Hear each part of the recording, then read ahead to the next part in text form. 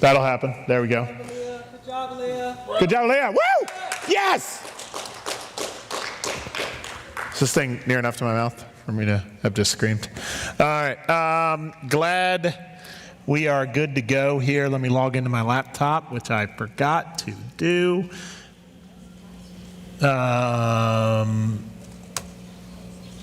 Okay. Rich, can you do me a giant solid and get me a water out of the kitchen fridge? Because my throat is killing me.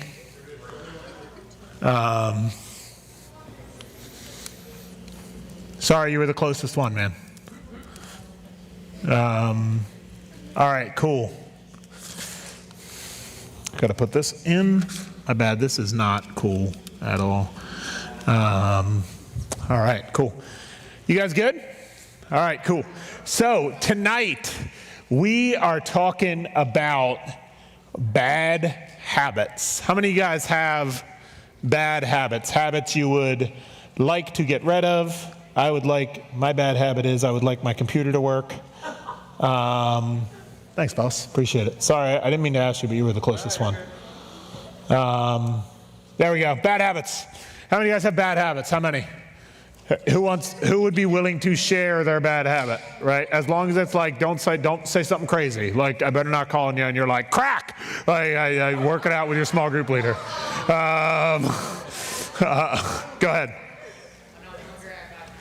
When you're hungry, by pronouns? You bite your nails when you're hungry. That's an ineffective strategy. Go ahead. Sometimes I forget to take my prescription.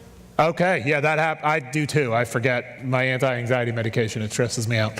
All right, go ahead. I used to bite my nails when I was nervous. You used to bite your nails when you're nervous? Shannon? I hit close every cabinet door that I open. Ooh, did you ever, there's few pains that are quite like hitting your head on the bottom of a cabinet door. Oh, just like the sharpness of like right of the section of an infant's head that you have to protect, and you hit your head on it. It is a very, terrible. Christina, go.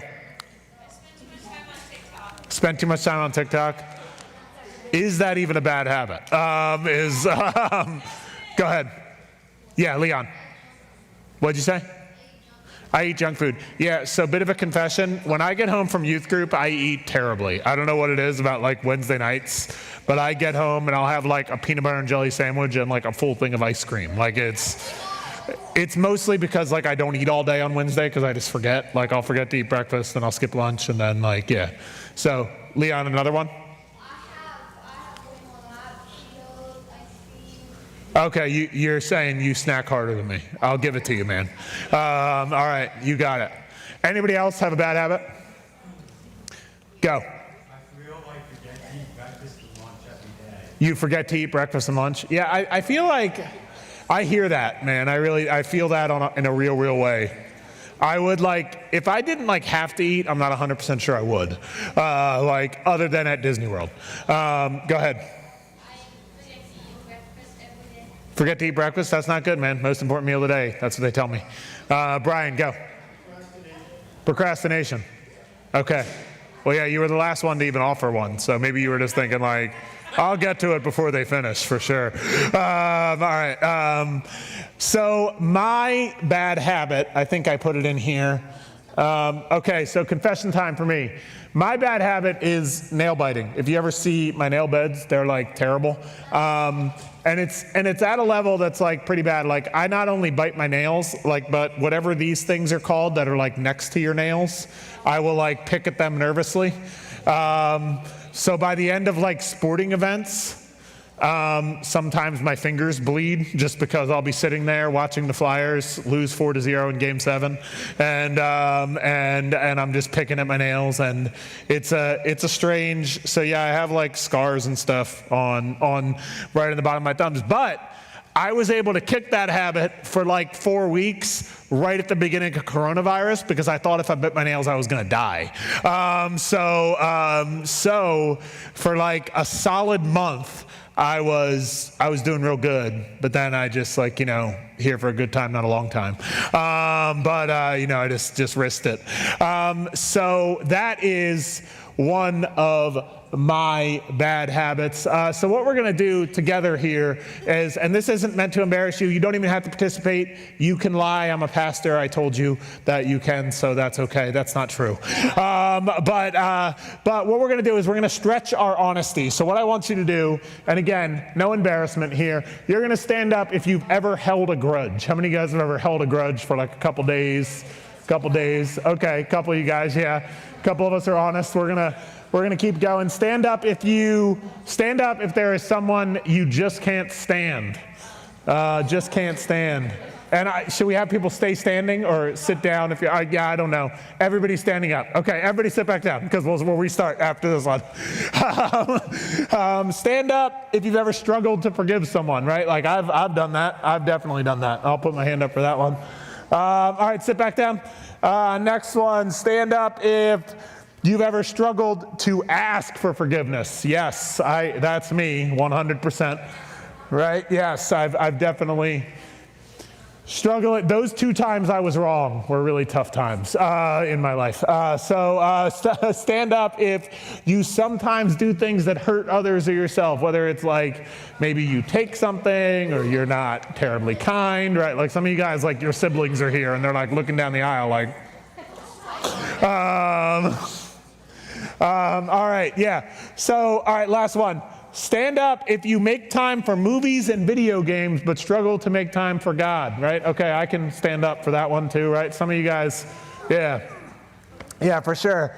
All right, yeah. So the point is we have these things. Everybody can sit back down. Thank you for participating in the Stretch Your Honesty Challenge. We have these things in our lives that we know they're wrong. We know that God thinks they're wrong. Maybe you don't read the Bible, but you just if you do read the Bible, you know that God says those things are wrong. But like, even if you don't read the Bible, you kind of know intrinsically there's something you shouldn't do, right? Like if I went up to like your average 3rd grader who had never read the Bible and I said, hey, is it a good idea to hold a grudge? Like if that kid looked at me with cold dead eyes and was like, yes, I would be terrified.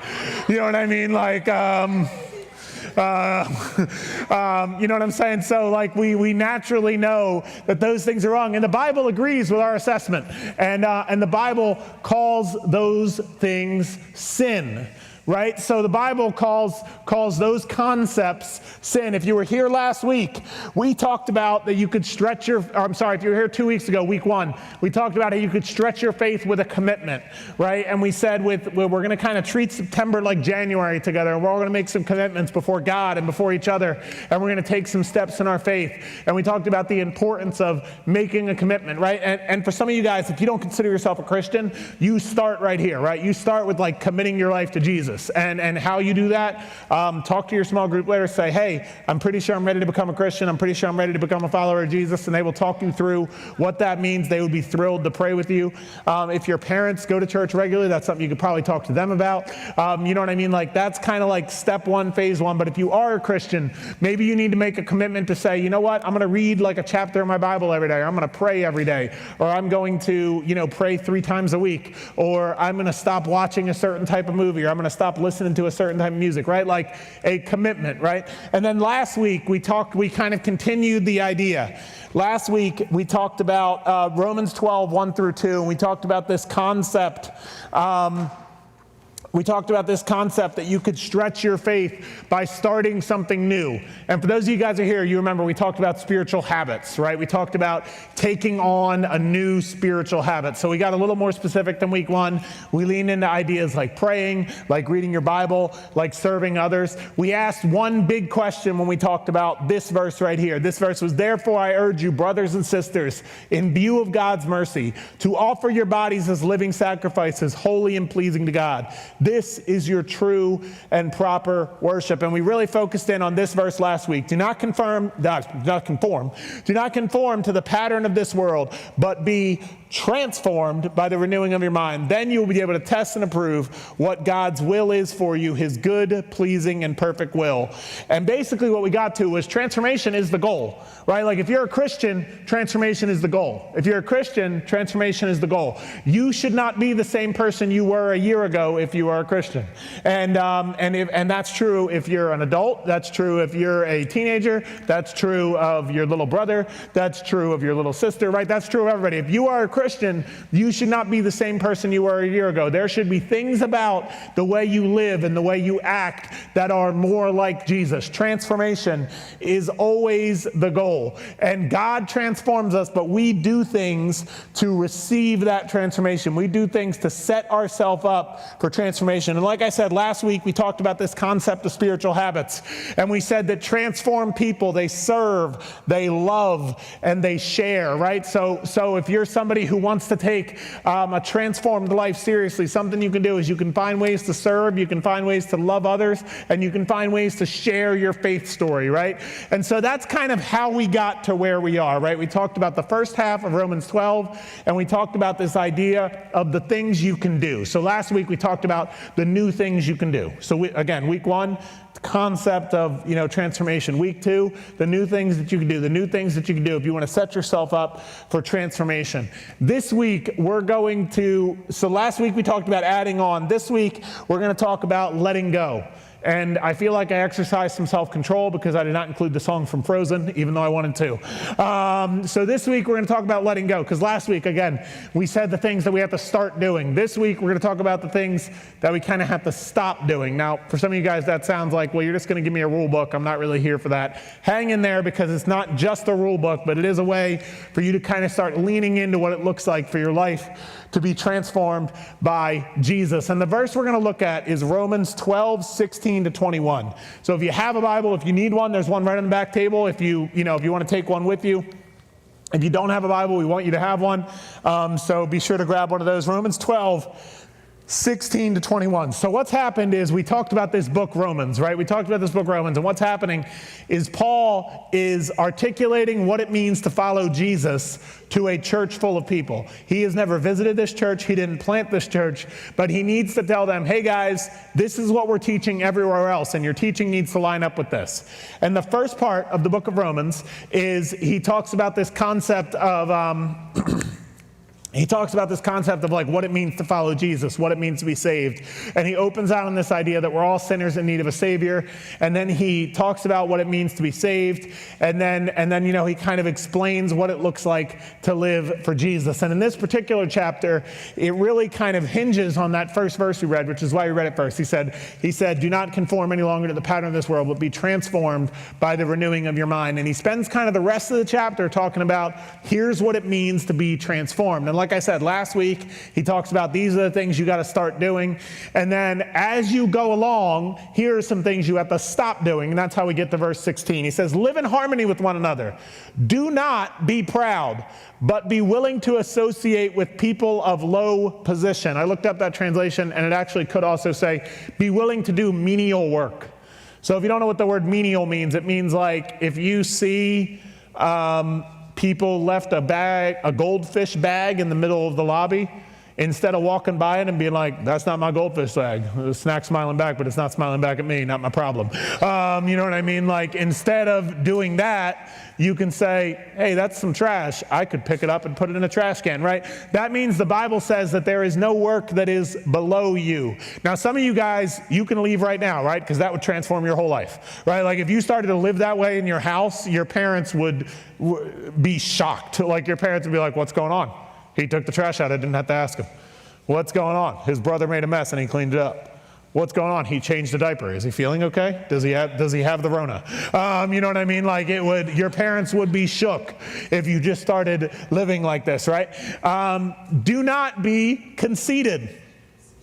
Do not repay anyone evil for evil. Be careful to do what is right in the eyes of everyone. If it is possible, as far as it depends on you, live at peace with everyone. Do not take revenge, my dear friends, but leave room for God's wrath, for it is written, it is mine to avenge, I will repay, says the Lord. So what he's saying is that we trust God to take care of justice, right? Instead of looking out for our own justice, we trust God to take care of justice, which is a whole concept all by itself, right? And then he says this, on the contrary, if your enemy is hungry, feed them. If he is thirsty, give him something to drink.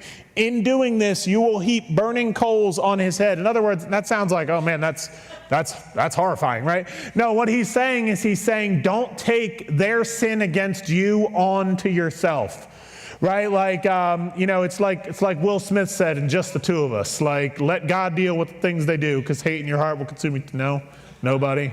Song came out in like 1996. Okay, yeah, Will Smith wrote a song to his son called Just the Two of Us. Just the two of us. No, okay. Anyway, that was how it went. You would know it. It was a good song, man. I'm mad that you don't know it. You should listen to it on the Spotify. Old man said the Spotify on purpose. So what he's saying is don't take their sin against you onto yourself, but instead be kind to that person.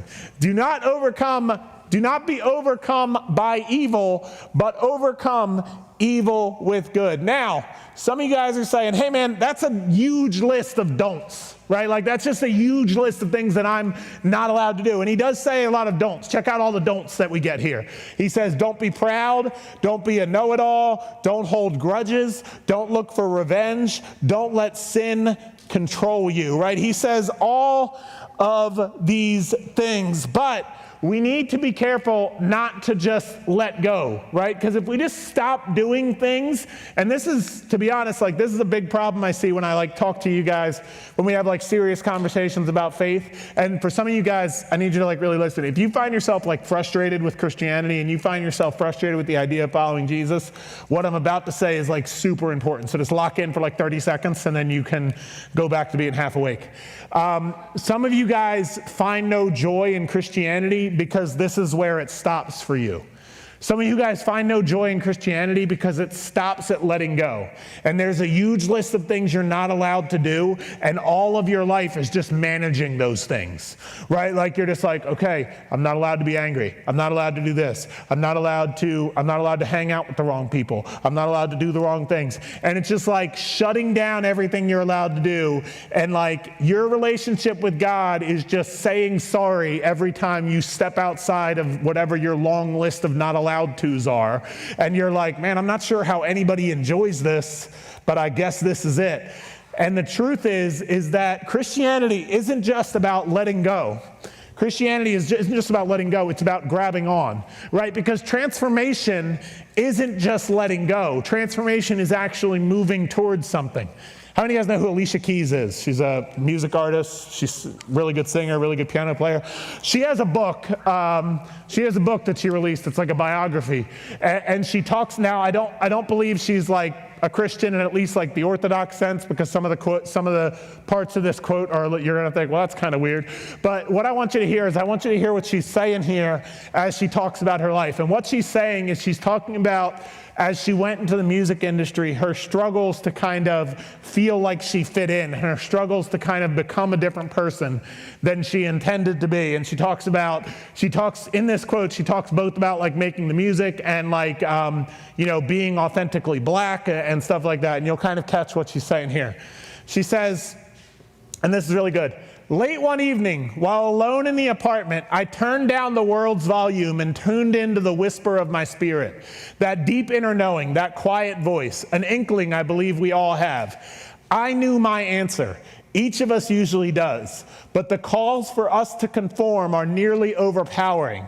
They come in the form of a ballet teacher who demands a tucked in behind, or a classmate who throws shade at thick thighs and a curly fro. We adjust ourselves to fit, to adapt to others' ideas of who we should be. And this is the really important part. We shift ourselves, not in sweeping pivots, but in movements so tiny that they're hardly perceptible. Even in our own view, years can pass before we finally discover that, after handing over our power piece by small piece, we no longer even look like ourselves. That quote, I mean, when I first heard it, I was like, you know what I mean? Because here's what happens. You get around certain friends and you get around certain groups of people, and you are so into the idea of making those people like you or making those people think you're cool that you will make small pivots, right? It's not like a huge pivot. It's not like, hey, I'm going to start wearing all black and be crazy. Like, you know what I mean? Like, it's not like, there's nothing wrong with wearing all black. Like, if you already do it and you naturally do it, black's a great color.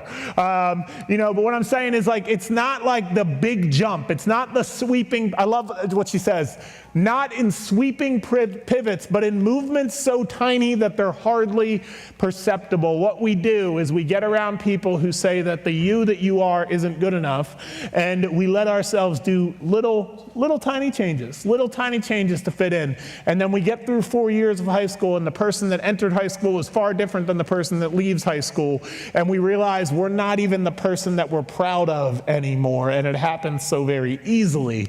And the Bible knows that about you.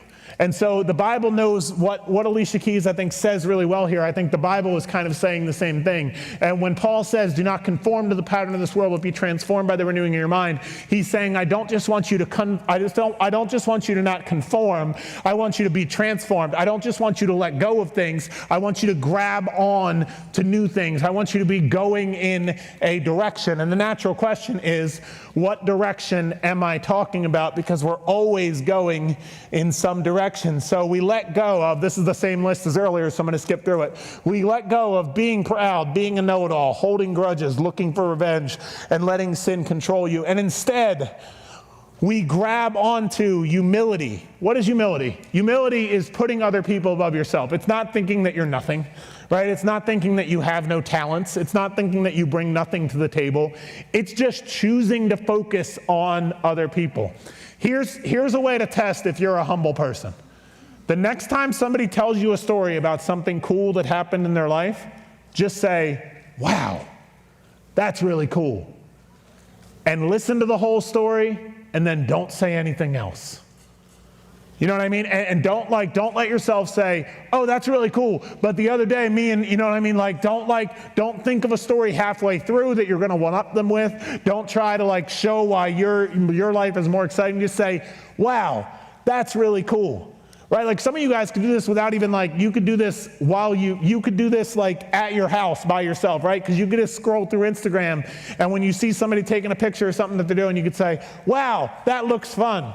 Right? Humility is just choosing to see other people in your life, right? It's choosing to lift up people around you. It's choosing to give yourself into an attitude that says, other people are interesting and other people are exciting, and I want to lift up the good things that are happening in their life. Compassion. I'm going to go a little faster. Compassion literally means feeling with. Right? So it's similar to humility, but it's kind of the other way. So compassion is if something bad happens to someone, you let yourself feel that and you say, wow, that must be so hard. You know what I mean? Maybe you don't necessarily, maybe you're not able to make them feel better. Maybe you're not able to say anything that helps, but you just say, wow, that must be so hard. Is there any way I can help you? Right? You let yourself feel, right? So this Greek word means, this is super nerdy. The Greek word for compassion is splanknisomai. And what it means is it was translated in the King James Version, bowels of mercy. So what it means is that when I hear news, I'm literally sick to my stomach. How many of you guys ever heard something that kind of made you oh, you know what I mean? You just hear it and you're just oh. You know, and what the Bible says is that when people are going through difficult times, we should let ourselves feel that in ourselves. You know what I mean? We should let it kind of hit us and go, oh my goodness. That's so difficult. I'm so sorry. And that's what compassion is. Integrity, right? I am who I am all the time. I am who I am around these people. I am who I am around these people. I am the same person. I am consistent. I am a person of my word. Peacemaking. I love that verse. As far as it concerns you, live at peace with everybody. That means you choose to make the first effort, right? So if you think you've offended somebody, you go to them and say, hey, I don't know if I offended you in some way, but I would love the chance to make it right if you give me the opportunity, right? You choose to be the person who makes peace. And then goodness, right? Just looking for ways to do good things for other people. And the good news is that this is incredibly hard, but the good news is that you are not alone. That the Spirit of an all-powerful God, the Spirit of a God that spoke the earth into motion, that created the land, the seas, and every animal therein, empowers us to live out this life, empowers us to be people who are compassionate, empowers us to be people who are integrate, empowers us to be people who are good and kind and gentle and compassionate, right? That's what happens when we give ourselves over to Jesus. You guys have commitment cards, or there's some over there that if you want to grab them on your way to the small group. We're doing this every week for this series. So we're going to do it this week one more time, and then next week. What that is just a chance for you to commit to something. And my goal is that you guys who are here for all 4 weeks would come out of this with 4 kind of commitments that you're saying, hey, I'm going to treat September like January. I'm going to make some New Year's resolutions, and I'm going to make some goals. And so what I hope you guys do is I hope you guys write that down, and I hope you guys really lean into some of those commitments. And you can see I think there's show up, serve, love, and yeah, I don't have one right in front of me, but you'll see there's kind of some categories on there, and you can write it out. And if it's helpful, guys, share it in your small group. Say like, hey guys, I'm committing to this, and I just want you to ask me about it, right? And that could be a step that you take. I'm going to invite the worship team back up. And guys, the challenge tonight is really simple. I know we talked about a lot of things. Maybe you got lost in a lot of the details. You can stretch your faith by letting something go. So is there something in your life that you have to say, you know what? This has been a part of who I am for a long time. This has been a part of who I am for a long time. But I'm going to take a step tonight, and I'm going to let it go. I'm going to take a step tonight, and I'm going to stop being a person who holds grudges. I'm going to start being a person who asks for forgiveness. I'm going to start being a person who's humble. I'm going to start being a person who's compassionate. And I'm going to trust that God's going to empower me to do that. And guys, I'm just saying, like, just take one of those. And it will genuinely change your life. Or maybe you would say, you know what, I don't even know anything about Jesus or any of that. Maybe your step tonight is you would just say, you know what, I'm going to start following Jesus because my way is not working. So I might as well follow God, right? And what I want you, if that's you, if you're not a believer tonight and you want to start following Jesus, please talk to your small group leader in just a couple of minutes when we break into small groups. And they would love to kind of talk you through that. But I'm going to hand things back over to Q and Christina, and they're going to lead us in one more song.